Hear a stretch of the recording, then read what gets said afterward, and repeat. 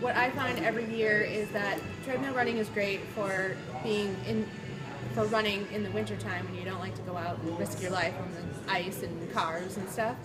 So, but what I find every year is that the front of my shins, the anterior tibialis, if we want to be scientific, it is really sore because of the downhills. You don't get downhills inside on a treadmill. Uphill or flat, and that's all you get.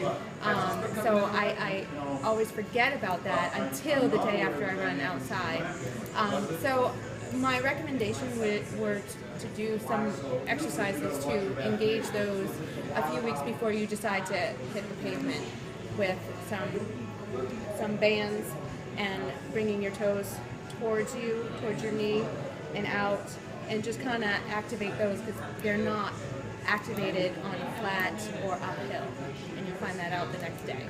So in a way, what you're describing too, would you agree that, while many people might think of spring as a time to be able to start getting out running to get in shape, the reality is we kind of have to get ourselves in a different type of shape for running at times, and to get ourselves prepared for that, especially for running outside. Even though our cardiovascular systems may be fine, we're in generally good shape, but we might not be in the same running shape, and it takes us a little while to get there. It's very different. Treadmill is all we can do if you want to run inside, but it is very different. The treadmill, the ground moves for you, and you just got to keep up with it.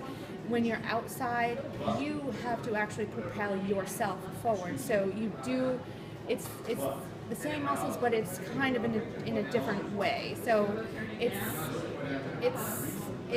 there is a big difference with it. Definitely with your stride and the way you're moving along around, and what you just described now, that would be even that intensity would increase when you're going down a hill. So the fact that that belt isn't moving, now you're actually running down a hill, and you have having to stop sort of yourself. And you have to stop, and but if I hadn't run on the treadmill all winter, going outside would be much harder than it is. So there is purpose in there is a purpose with a treadmill, and you do get something out of it. Definitely, But it's just a little bit different, and the biggest thing, like I said, is that the front of your shins with the downhill. And the only way that you can get that inside is just by resistance with that muscle.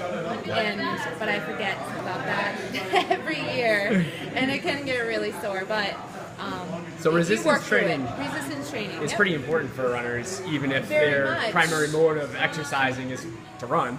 That resistance training can really help that running. It's not just a means to an end with regards to getting bigger or gaining muscle. And the same with doing your lunges and doing those HIIT exercises, because if you're just doing treadmill and the ground's moving for you, you're not propelling yourself, but you got to do those exercises that make you do your box jumps, do your far jumps, do all that stuff, because you're working those muscles that you're going to use when you're running on the road instead of the treadmill. So sounds great. Well, thanks, Kelly. You're welcome.